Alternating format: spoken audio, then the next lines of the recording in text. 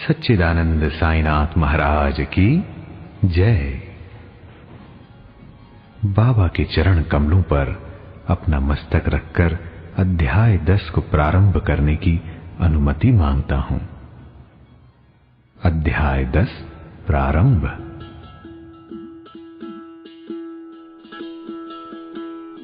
साईं का बिस्तर था कैसा, अब सुनिए ये बात। विनयशीलता में भी साईं सबको देते मान, सबको देते मान।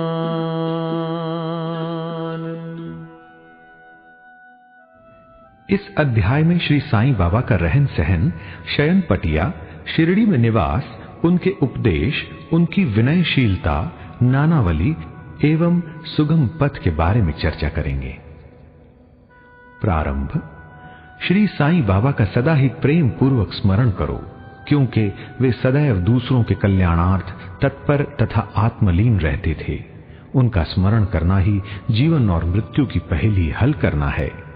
साधनाओं में यह अति श्रेष्ठ तथा सरल साधना है, क्योंकि इसमें कोई द्रव्य व्यय नहीं होता।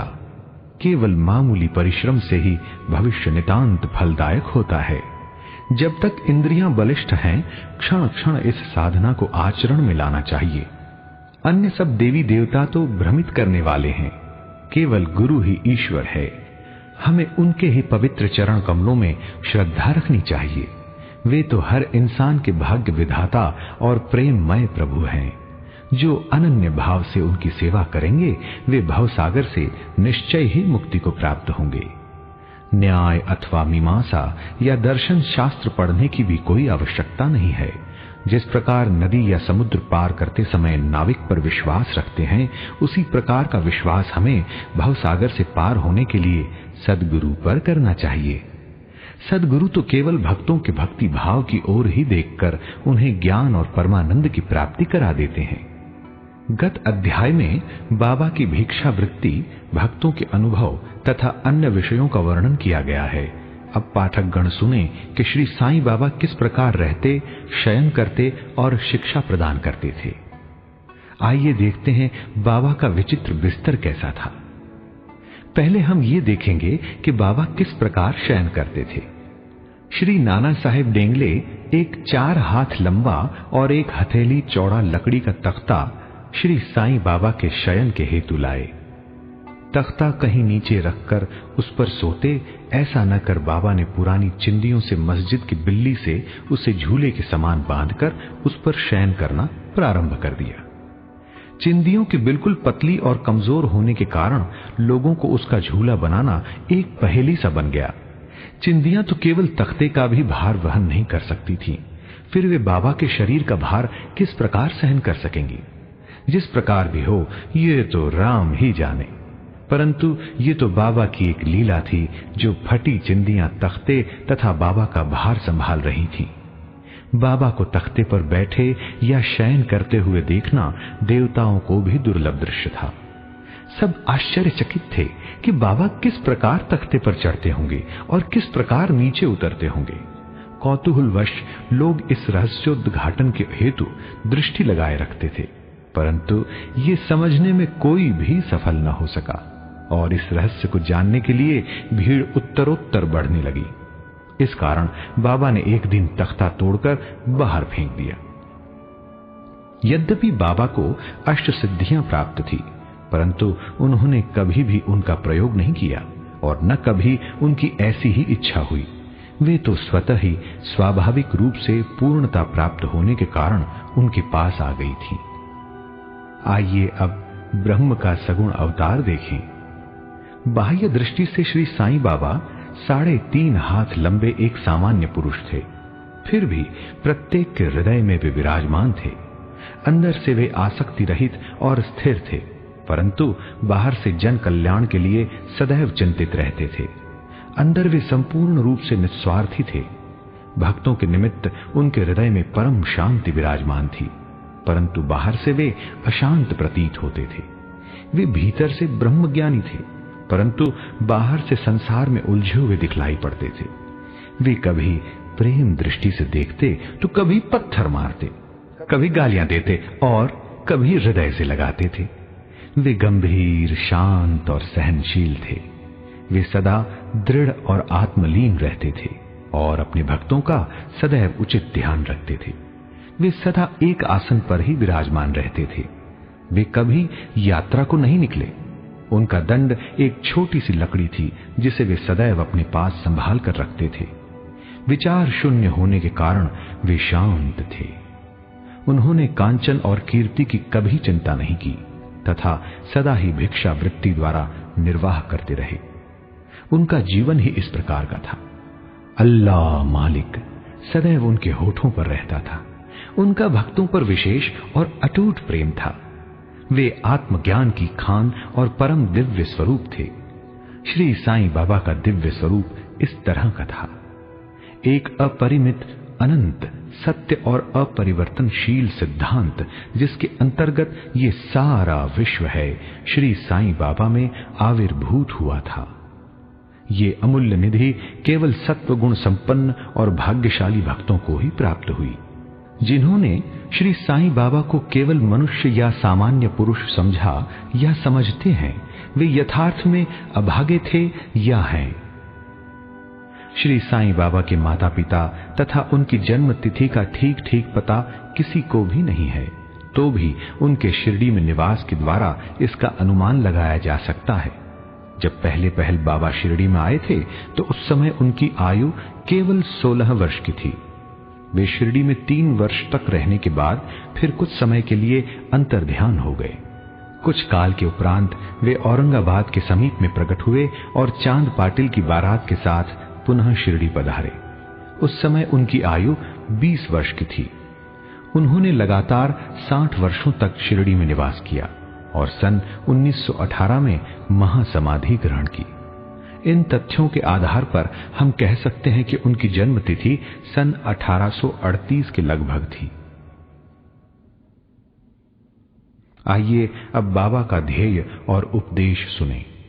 17वीं शताब्दी में संत रामदास प्रकट हुए और उन्होंने यवनों से गायों और ब्राह्मणों की रक्षा करने का कार्य सफलतापूर्वक किया, परंतु 2 शताब्दियों के व्यतीत हो जाने के बाद हिंदू और मुसलमानों में वैमनस्य बढ़ गया और इसे दूर करने के लिए ही श्री साईं बाबा प्रकट हुए।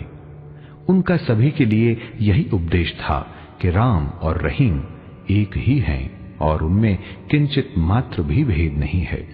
फिर तुम उनके अनुयायी क्यों पृथक पृथक रहकर परस्पर झगड़ते हो?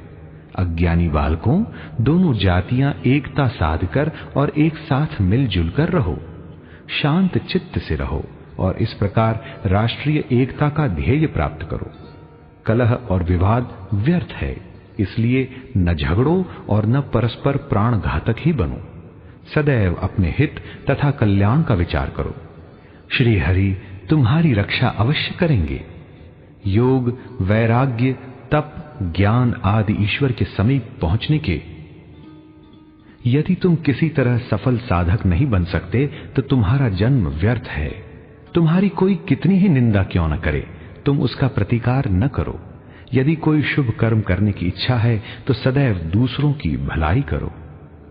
संक्षेप में यही श्री साईं बाबा का उपदेश है कि उपर्युक्त कथनानुसार आचरण करने से भौतिक तथा आध्यात्मिक दोनों ही क्षेत्रों में तुम्हारी प्रगति होगी। सच्चिदानंद सद्गुरु श्री साईनाथ महाराज। गुरु तो अनेक हैं। कुछ गुरु ऐसे हैं जो द्वार द्वार हाथ में वीणा और करताल लिए अपनी धार्मिकता का प्रदर्शन करते फिरते हैं। वे शिष्यों के कानों में मंत्र फूंकते और उनकी संपत्ति का शोषण करते हैं। वे ईश्वर भक्ति तथा धार्मिकता का केवल ढोंग ही रचते हैं। वे वस्तुतः अपवित्र और अधार्मिक होते हैं। श्री साईं बाबा ने धार्मिक निष्ठा प्रदर्शित करने का विचार भी कभी मन में नहीं किया। दैहिक बुद्धि उन्हें किंचित मात्र भी छू न गई थी, परंतु उनमें भक्तों के लिए असीम प्रेम था। गुरु 2 प्रकार के होते हैं, एक नियत और दूसरे अनियत। अनियत गुरु के आदेशों से अपने में उत्तम गुणों का विकास होता तथा चित्त की शुद्धि होकर विवेक की वृद्धि होती है।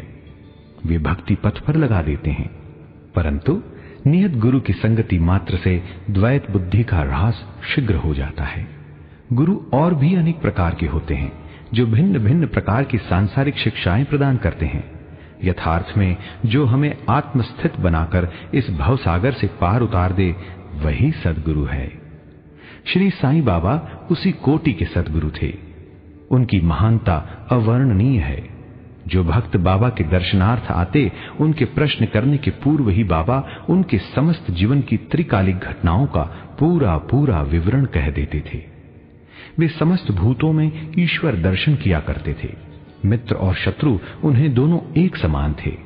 वे निस्वार्थी तथा दृढ़ थे। भाग्य और दुर्भाग्य का उन पर कोई प्रभाव न था। वे कभी संशयग्रस्त नहीं हुए। देहधारी होकर भी उन्हें देह की किंचित मात्र आसक्ति न थी। देह तो उनके लिए केवल एक आवरण मात्र था। यथार्थ में तो वे नित्य मुक्त थे। अरे वे शिरडीवासी धन्य हैं जिन्होंने श्री साईं बाबा की ईश्वर रूप में उपासना की।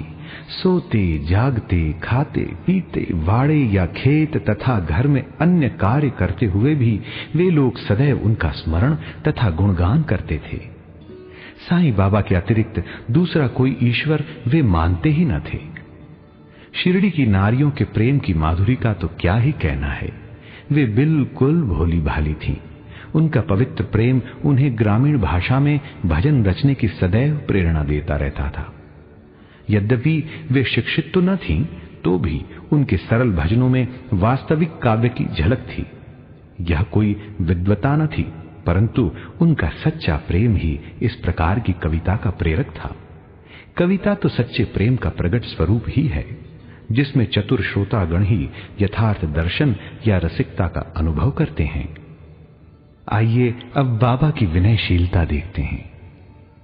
ऐसा कहते हैं कि भगवान में 6 प्रकार के विशेष गुण होते हैं, यथा 1 कीर्ति, 2 श्री, 3 वैराग्य, 4 ज्ञान, 5 ऐश्वर्य और 6 उदारता। श्री साईं बाबा में भी ये सब गुण विद्यमान थे। उन्होंने भक्तों की इच्छा पूर्ति के निमित्त ही सगुण अवतार धारण किया था। उनकी दया बड़ी ही विचित्र थी। भक्तों के हेतु वे अपने श्री मुख से ऐसे वचन कहते जिनका वर्णन करने का सरस्वती भी साहस न कर सकती। उनमें से यहां पर एक रोचक नमूना दिया जाता है। बाबा अति विनम्रता से इस प्रकार बोलते, दासानुदास, मैं तुम्हारा ऋणी हूं। देखा आपने कैसी विनम्रता है। यद्यपि बाह्य दृष्टि से बाबा विषय पदार्थों का उपभोग करते हुए प्रतीत होते थे, परंतु उन्हें किंचित मात्र भी उनकी गंध न थी और न ही उनके उपभोग का ज्ञान था। वे खाते अवश्य थे, परंतु उनकी जिह्वा को कोई स्वाद न था। वे नेत्रों से देखते थे, परंतु उस दृश्य में उनकी कोई रुचि न थी। काम के संबंध में वे हनुमान सदृश अखंड ब्रह्मचारी थे। उन्हें किसी पदार्थ में आसक्ति न थी। वे शुद्ध चैतन्य स्वरूप थे, जहां समस्त इच्छाएं, अहंकार और अन्य चेष्टाएं विश्राम पाती थीं। संक्षेप में वे निस्वार्थ, मुक्त और पूर्ण ब्रह्म थे। इस कथन को समझने के हेतु एक रोचक कथा का उदाहरण यहां दिया जाता है। नानावली। शिरडी में नानावली नाम का एक विचित्र और अनोखा व्यक्ति था। वह बाबा के सब कार्यों की देखभाल किया करता था।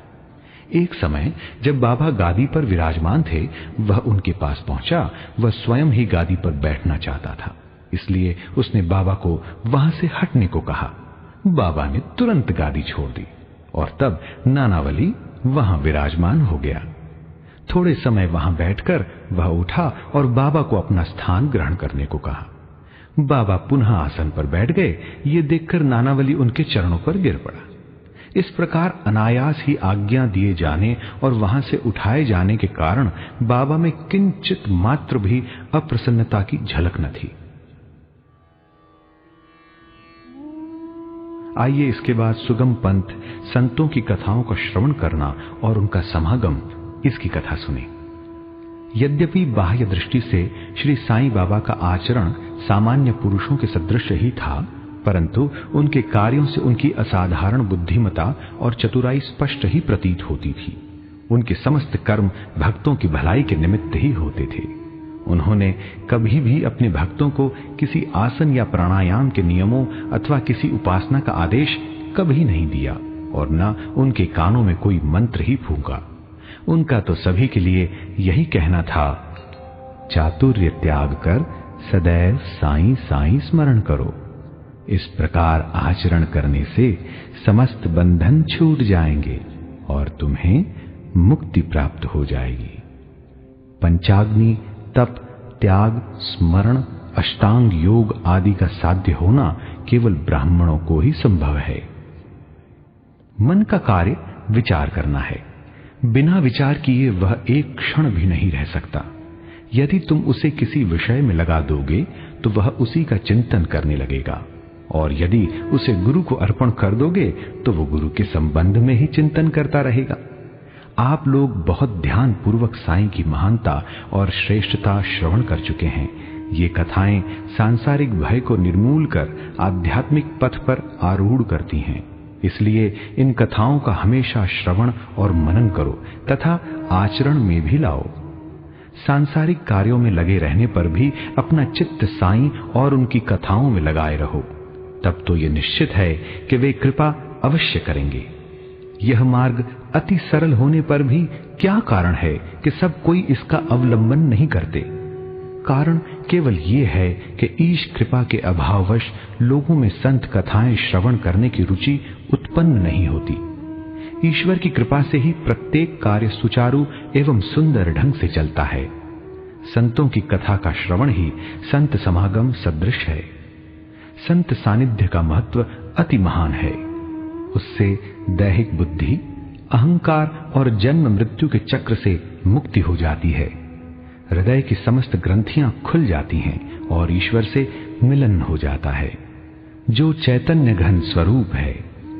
विषयों से निश्चय ही विरक्ति बढ़ती है तथा दुखों और सुखों में स्थिर रहने की शक्ति प्राप्त हो जाती है और आध्यात्मिक उन्नति सुलभ हो जाती है।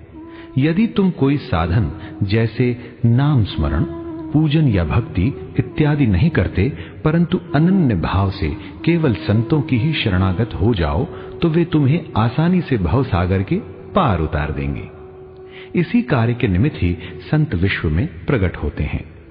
पवित्र नदियां गंगा, यमुना, गोदावरी, कृष्णा, कावेरी आदि जो संसार के समस्त पापों को धो देती हैं, वे भी सदैव इच्छा करती हैं कि कोई महात्मा अपने चरण स्पर्श से हमें पावन करे।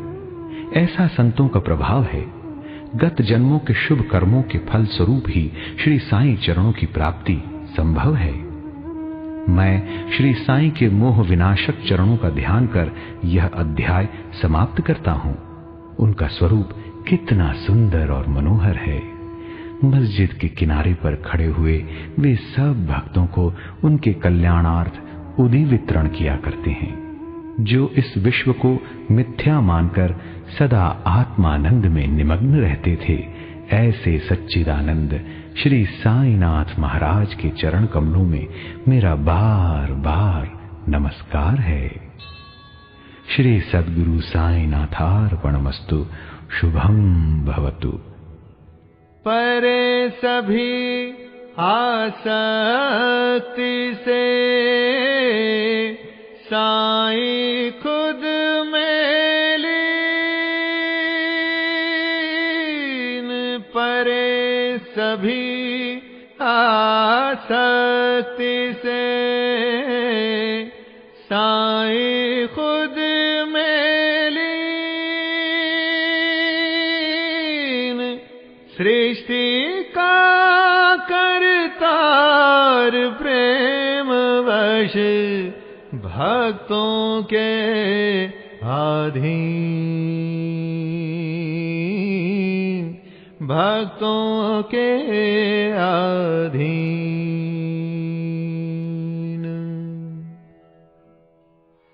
अध्याय 10 संपूर्णम।